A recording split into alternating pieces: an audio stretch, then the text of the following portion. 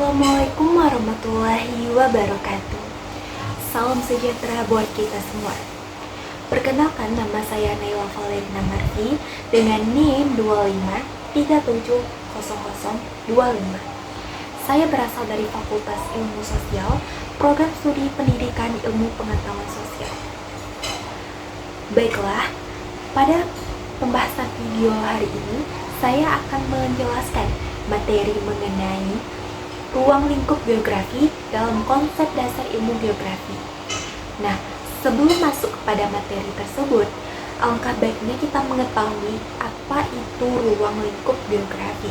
Jadi, ruang lingkup geografi adalah cabang geografi yang mempelajari tentang hal-hal umum di permukaan bumi. Dalam geografi, para ahli mempelajari berbagai aspek di bumi, termasuk karakteristik seperti topografi, iklim, tanah, dan air, serta interaksi manusia dan lingkungannya. Baiklah, kita akan masuk kepada materi intinya, yaitu ruang lingkup geografi. Adapun cabang dari ruang lingkup geografi antara lain adalah yang pertama, itu ada geografi fisik. Nah, jadi apa yang dimaksud dengan geografi fisik?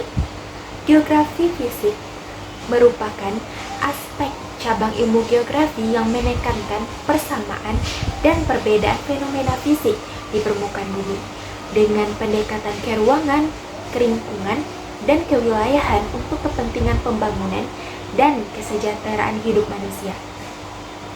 Nah, studi dalam geografi fisik bertujuan untuk mengungkapkan karakteristik lingkungan alam, evaluasinya, dan geografis keanekaragaman permukaan bumi. Adapun objek penelitian geografi fisik antara lain, yaitu ada litosfer. Litosfer adalah lapisan batuan dan tanah yang diteliti geografi.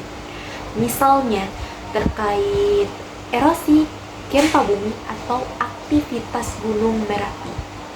Selanjutnya ada hidrosfer. Hidrosfer adalah segala bentuk air yang ada di permukaan bumi, baik di atas maupun di bawah tanah, sehingga penelitian geografi banyak menyoroti sungai, danau, laut, hingga air tanah termasuk kepada permasalahan lingkungan seperti banjir. Selanjutnya ada atmosfer. Atmosfer berhubungan dengan lapisan udara dan segala proses cuaca serta iklim, di mana kajiannya meliputi pola curah hujan, angin, dan pemanasan bumi. Lanjut ada biosfer. Biosfer itu mencakup semua makhluk hidup di bumi, baik manusia, hewan, maupun tumbuhan. Sehingga dalam penelitian geografi yang dibahas adalah flora, fauna, dan keanekaragaman hayati lainnya. Selanjutnya ada antroposfer. Antroposfer itu membahas tentang manusia dan aktivitasnya, misalnya pada permukiman, urbanisasi, industrialisasi, dan berbagai kegiatan ekonomi lainnya, serta membahas tentang dinamika kependudukan manusia seperti pertumbuhan penduduk, kelahiran, dan kematian. Adapun beberapa unsur utama dalam geografi fisik ini adalah lokasi, skala, bentuk daratan dan konfigurasi permukaan bumi, cuaca dan iklim, flora dan fauna, tanah, batuan dan mineral, bodi air, dan lautan. Adapun pokok pembahasan dari geografi fisik adalah geomorfologi, yaitu studi tentang berbagai bentang alam dan permukaan bumi, pedologi, studi tentang tanah, biogeografi, studi tentang hubungan spasial tumbuhan dan hewan, klimatologi, studi tentang efek cuaca pada kehidupan sirkulasi, geologi, studi tentang bentuk permukaan bumi dan bawah permukaan bumi, oceanografi, studi tentang kondisi biologi, kimia, fisika, dan geologi lautan, meteorologi, sirkulasi atmosfer dengan rentang waktu yang singkat, dan sebagainya. Nah, adapun contoh geografi fisik antara lain adalah menganalisis skala suatu permasalahan, pentingnya resolusi spasial dan perluasan area studi. Yang itu menilai ketentuan sumber daya air terhadap. Adapun contoh dari geografi fisik antara lain adalah menganalisis skala suatu permasalahan, pentingnya resolusi spasial dan perluasan area studi, menilai ketentuan sumber daya air terhadap iklim, dan pengelolaan lingkungan lainnya. Selanjutnya yang kedua itu ada geografi teknik. Nah, apa itu geografi teknik? Jadi, geografi teknik ini adalah aspek cabang ilmu geografi yang mengaplikasikan teknologi dalam metode teknis untuk pengumpulan, pengolahan, analisis, dan penyajian data spasial.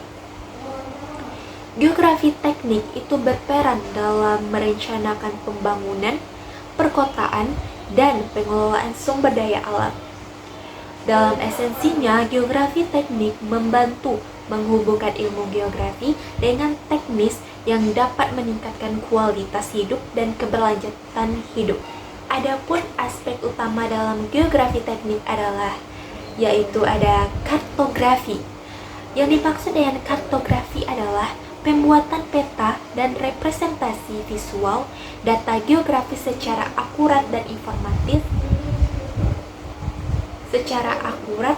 informatif yang melibatkan pengukuran, desain, peta, dan reproduksi.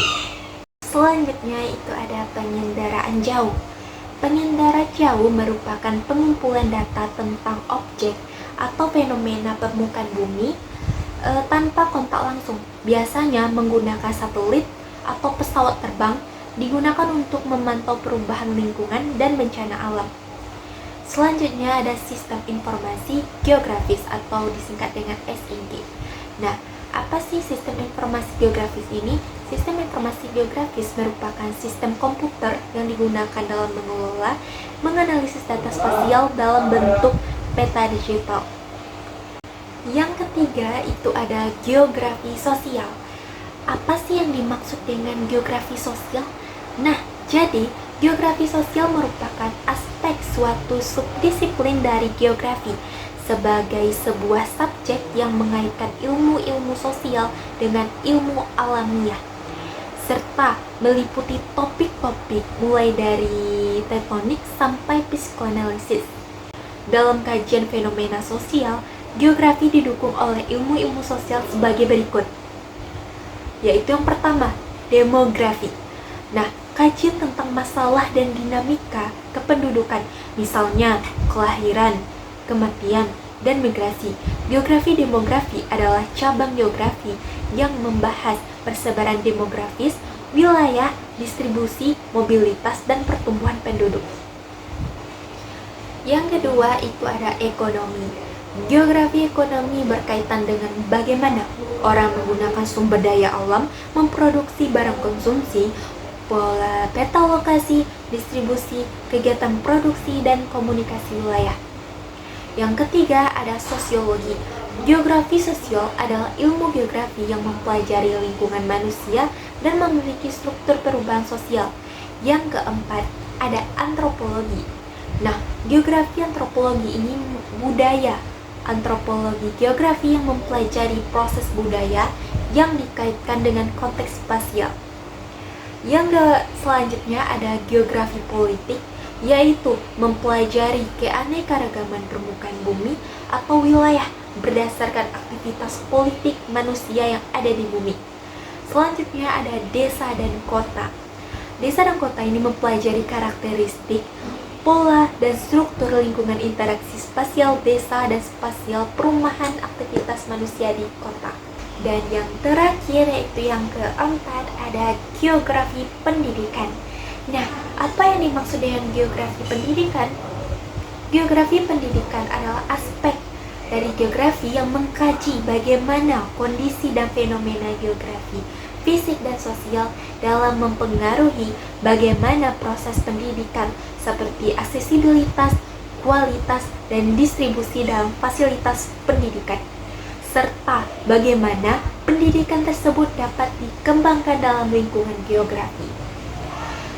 Aspek dalam geografi pendidikan ini meliputi studi tentang ruang ataupun lokasi pembelajaran, misalnya sekolah dan lingkungannya, dan bagaimana geografi dipelajari dalam kurikulum pendidikan.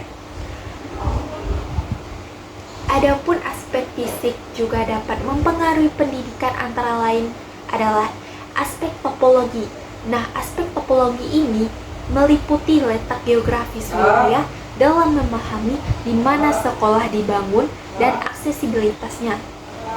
Ruang lingkup geografi pendidikan mengkaji hal-hal berikut, yaitu ada lokasi fasilitas pendidikan dalam menganalisis pemilihan lokasi sekolah, pemerataan dalam menyelidiki kesenjangan akses kualitas pendidikan antar wilayah, memahami bagaimana sistem pendidikan berjalan dan seberapa efektif layanan pendidikan yang dapat dijangkau, memahami bagaimana konsep geografi diajarkan dalam kurikulum dan teknologi geospasial yang dapat mendukung pembelajaran itu sendiri,